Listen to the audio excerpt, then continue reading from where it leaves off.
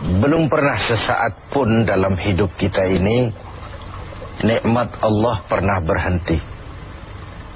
Sejak kita bangun tidur sampai kita tidur kembali, bahkan tidur itu sendiri seluruhnya merupakan nikmat dari Allah.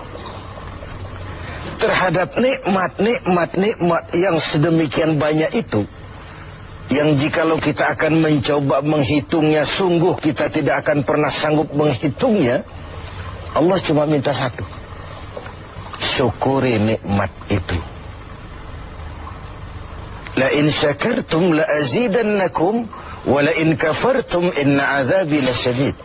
Kalau kamu bersyukur, aku tambah nikmatku kepadamu. Kalau kamu ingkar, tidak pandai bersyukur, awas loh, azabku itu pedih. Jadi kalau kita mau ambil mafhum dari ayat ini, nikmat bisa berubah menjadi azab kalau kita tidak pandai mensyukurinya. Nikmat bisa berubah menjadi azab kalau kita tidak pandai mensyukurinya. Nikmat apapun itu. Sehingga boleh jadi orang kaya bisa saja masuk surga karena hartanya, dan orang kaya pun tidak jarang yang masuk neraka juga karena hartanya. Syukur apa tidak syukur? Pejabat bisa saja masuk surga karena jabatannya. Pejabat pun tidak jarang masuk neraka juga karena jabatannya. Syukur apa tidak syukur? Orang berilmu, orang alim sekalipun bisa masuk surga karena ilmunya. Pun orang alim bisa masuk neraka lebih dulu dari penyembah berhala juga karena ilmunya. Syukur apa tidak syukur?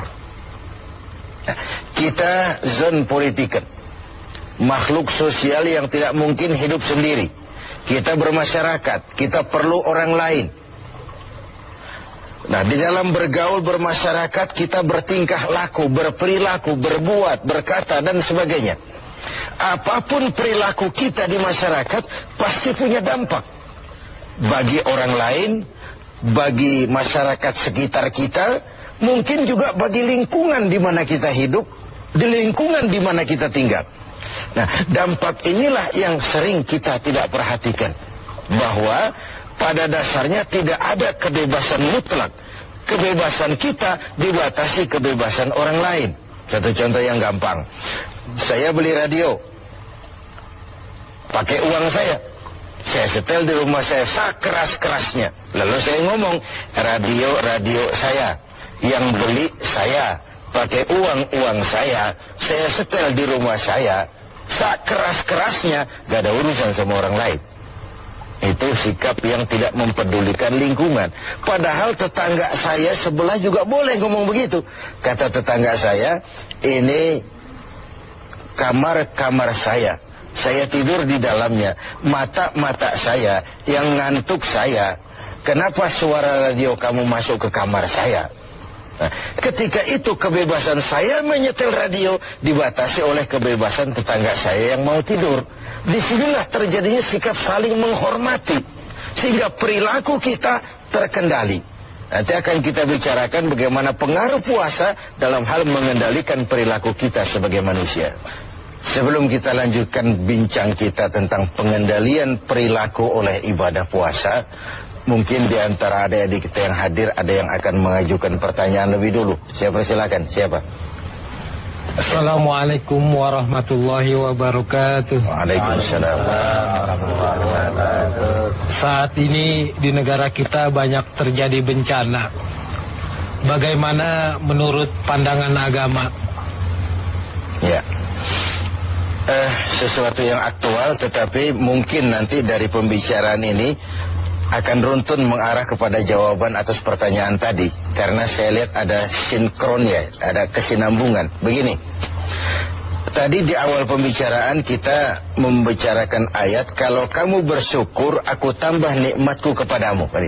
Kalau kamu ingkar, awas, azabku itu pedih. Nah, kita bangsa Indonesia ini oleh Allah dikaruniai sebuah negara yang istilah Al-Quran itu baldatun thayyibah, sebuah negeri yang begini subur, buminya, di atas perut bumi kita segala pohon hidup. Di bawah perut bumi kita ada gas, ada minyak, ada batu bara. Laut kita yang merupakan 2/3 negeri ini, pasir lautnya saja bisa dijual menimbun Singapura sana. Ada minyak lepas pantai, ikan kita luar biasa, sehingga negeri-negeri lain sering menangkap ikan di perairan Indonesia. Kemudian hutan kita jutaan hektar. Laut kita kaya, bumi kita kaya, hutan kita kaya. Tetapi rakyat kita masih belum bisa lepas dari kesulitan. Nah, timbul pertanyaan, selama ini kita diberikan hutan yang begitu luas jutaan hektar, apa kerja kita? Nebangin doang, nggak pernah nanemin lagi. Terjadi pengundulan hutan di mana-mana. Yang namanya illegal logging, tidak ngerti juga kita.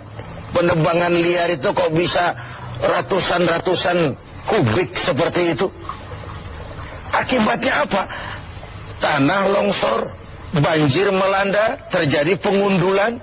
Akibat ulah yang kita lakukan sendiri. Mengambil istilah Al-Quran, Zaharul fasadu fil barri wal bahri bima kasabat aydin nas. Bertebaranlah kerusakan di daratan dan di lautan akibat ulah manusia sendiri.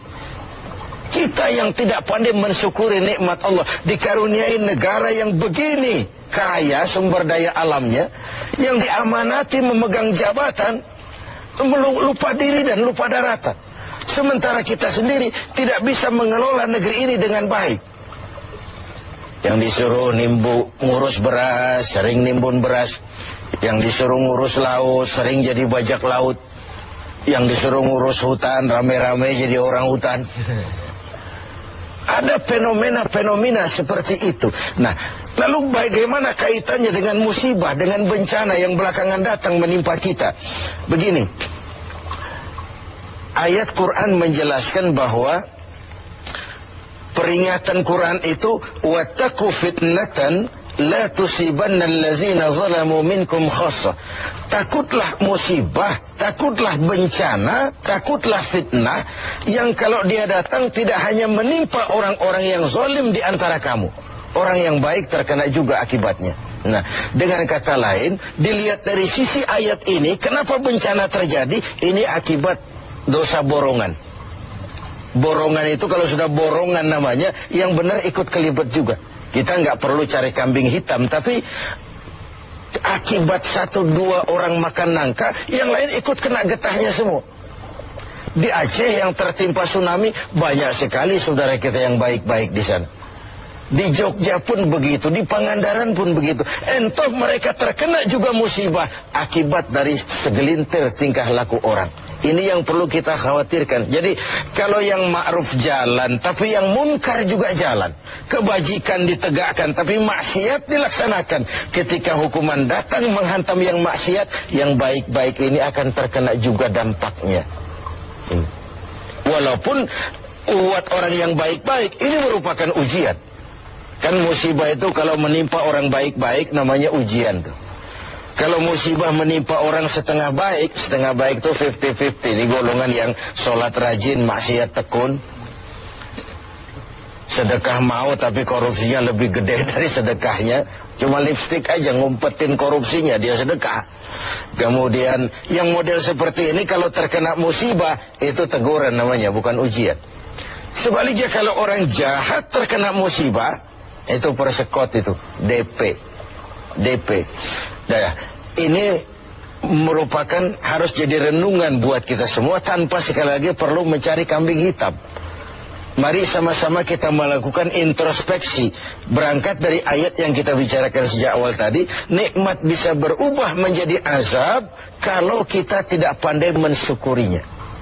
Nah, ada hadis kursi, balah menjelaskan, terkadang melihat ulah manusia, aku ini kepengen turunkan azab saja, kata Allah. Tetapi ketika aku melihat orang-orang tua yang sujud di keheningan malam, bayi-bayi yang tanpa dosa masih menyusu, dan binatang ternak melata mencari makan, murkaku pun surut, azab aku tarik kembali.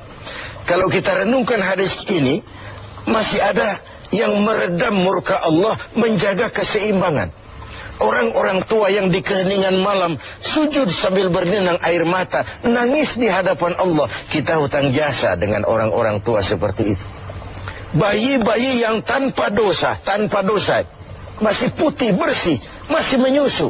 Dan binatang ternak melata mencari makan, itu potret dari lingkungan keseimbangan hidup. Sekarang kan binatang hampir nggak punya tempat. Kita baca dalam berita itu bagaimana di Pekanbaru sana gajah nyasar ke kota karena hutan kebakar. Ya. Air kita nggak berikan tempat, lalu ngayap kemana-mana, masuk ke lingkungan penduduk. Sesuatu yang dulu air ada tempatnya, sekarang semua buat manusia. Sehingga ketika air datang, mana nyasar dia ke tempat kemana-mana. Nah, ini sebuah potret bahwa kalau masih ada orang-orang yang sujud kepada Allah tengah malam sambil berlinang air mata, masih ada putra-putra bersih tanpa dosa, masih terjaga lingkungan hidup, bencana tidak akan sebanyak ini. Tapi yang terjadi adalah sebaliknya.